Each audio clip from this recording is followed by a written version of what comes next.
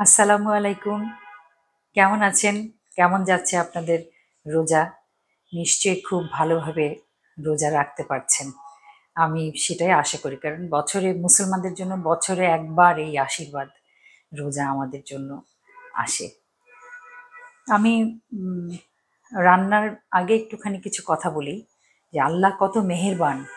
চিন্তা করেন একবার যে রোজার উপকারিতা, রোজার ধর্মীয় যে উপকারিতা সেটা তো আমরা সবাই জানি যে আল্লাহ নিজ হাতে রোজার যে উপহার তার বান্দাকে দেন। কিন্তু যেটা মানে বৈজ্ঞানিকরা যেটা বের করেছেন সেটা তাও প্রায় অনেক বছর হয়ে গেল। জাপানি একজন স্বাস্থ্যবিদ অথবা আহ, ডাক্তার বা যাই হোক, উনি গবেষণা করে বের করেছেন যে রোজা আসলে ও জাপানি ভাষায় বলে অটোফেজি। অটোফেজি মানে নিজেকে নিজে খাওয়া। এটা আমরা যখন ভোর ভোর রাত থেকে একদম সন্ধ্যা পর্যন্ত না খেয়ে থাকি, তখন কি আমরা না খেয়ে থাকি কিন্তু আমাদের দেহ তার সেটা বোঝে না। তখন সবল কোষ আমাদের শরীরের মধ্যে নানান রকম কোষ থাকে, কোনোটা খুব সবল, কোনোটা একটু মধ্যম সবল, কোনোটা একদম দুর্বল। তো এটা আমরা সাধারণ জ্ঞানেই বুঝতে পারি যে উম, দুর্বল কোষ মানে হলো অসুস্থ কোষ। তো সবল সবল সব সময় সারা পৃথিবীতে সব সময় সবল দুর্বলকে খেয়ে ফেলে। এটাও খুব স্বাভাবিক। তা আমাদের দেহের যে সবল কোষগুলো আছে, সুস্থ কোষগুলো, সেগুলো অসুস্থ কোষগুলোকে খেয়ে ফেলে যখন আমরা অনাহারে থাকি।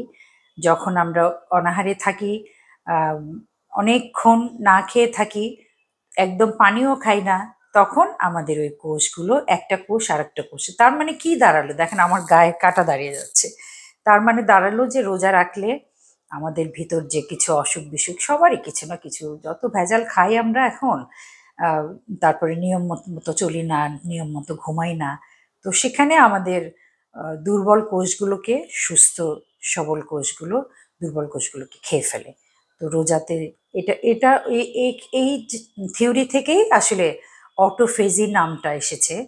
অটোফেজি মানে, আবারও বলি, নিজেকে নিজে খেয়ে ফেলা।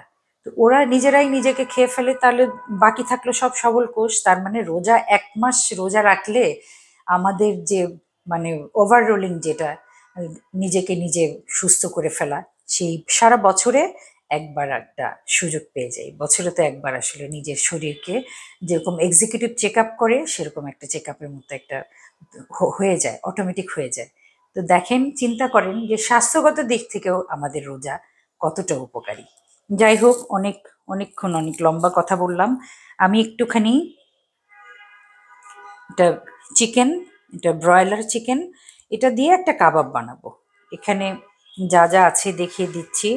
একটুখানি ওয়েস্টার সস এবং সয়া সস একসাথে করে রেখেছি, এই অল্প একটু তো, এখানে যতটুকু লাগবে সেই পরিমাণে। এখানে আমার ঘরে কর্নফ্লাওয়ার নাই, এটা একদম আটা, গমের আটা।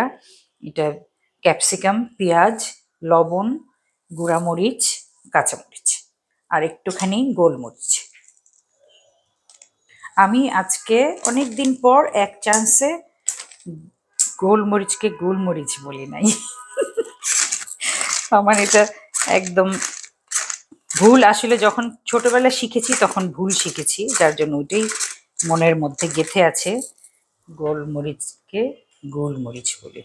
ছোটবেলা মনে করতাম কি, গুলমরিচ মানে হলো, মানে আমাদের গ্রামের ভাষায় গুল মারে, মানে চাপাবাজি করে।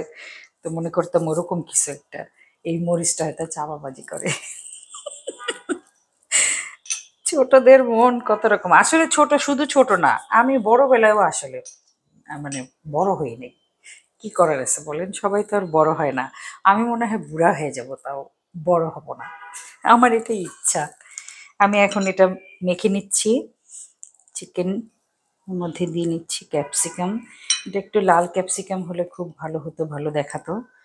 তো না থাকলে আর কি করা, রং তো আর দেওয়া যাবে না। এটা গুঁড়া মরিচ দিচ্ছি, সবটুকু না দিই।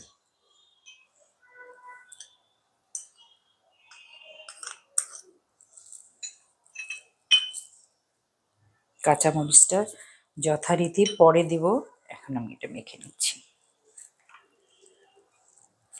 এইভাবে মাখতে গেলে এখন যদি আমি মনে করি যে আমার আটাটা কম হয়ে গেছে, আঠা আঠা হচ্ছে না, সেক্ষেত্রে আমি আর একটুখানি নিয়ে নিই।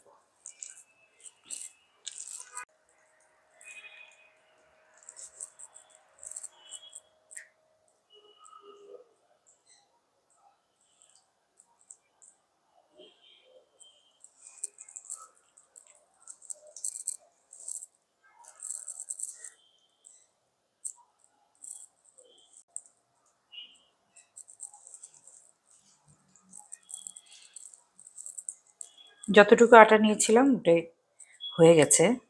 এটা ফ্রিজে, ডিপ ফ্রিজে রাখবো কতক্ষণ, তারপরে একটু শক্ত হলেই তখন সেটা এখান থেকে উঠে আসবে।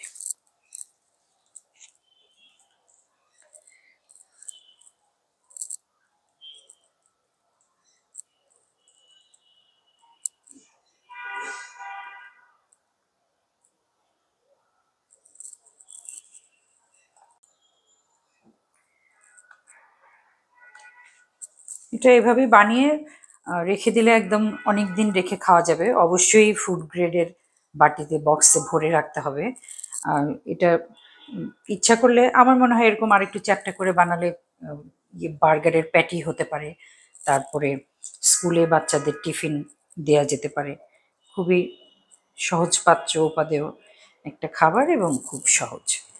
তো যাই হোক, এটাকে যখন ফ্রিজ থেকে বের করে ভাজবো, তো ভাজা পর্যন্ত আর যাচ্ছি না, এখানেই আজকে শেষ করতে চাচ্ছি।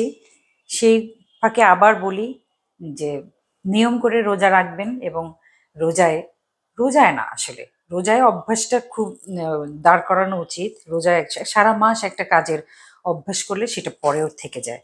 সেই ক্ষেত্রে আমরা অবশ্যই মিথ্যা বলবো না, গীবত গাইবো না, এবং সংযম, যেটাকে বলে সত্যিকারের সংযম, সেটা করার চেষ্টা করব। সেটা আহ, সেটা খুবই, একটা মানুষের যদি সংযম না থাকে, আহ, কোথায় সংযম পালন করতে হবে সেটা একটা মানুষকে শেখা খুব জরুরি। তো আমি ছোটবেলা, অনেক ছোটবেলা, বুদ্ধি বয়স থেকে আমরা পারিবারিকভাবে আমরা রোজা রেখে অভ্যস্ত। কখনো পুকুরের নিচে ডুব দিয়ে পানি খাই নাই। এবং রোজা রাখলে মা বারবার বলতেন যে মিথ্যা কথা কিন্তু বলা যাবে না। তো তখন আমি আমি চিন্তা করতাম যে এই একটা মাস যদি মিথ্যা কথা না বলে থাকা যায়, মিথ্যা কথা না বলে দিন পার করা যায়, তাহলে বাকি 11 মাস কেন থাকতে পারবো না, তাই না? তো সেখানে আসলে এটা এটা খুব খুব ছোট্ট একটা ব্যাপার। অনেক সময় মনে হয় যে আহ, একটুখানি বলি, একটু চাপাবাজি করি আর কি। এরকম না ব্যাপারটা। মিথ্যা হলো সব পাপের মা।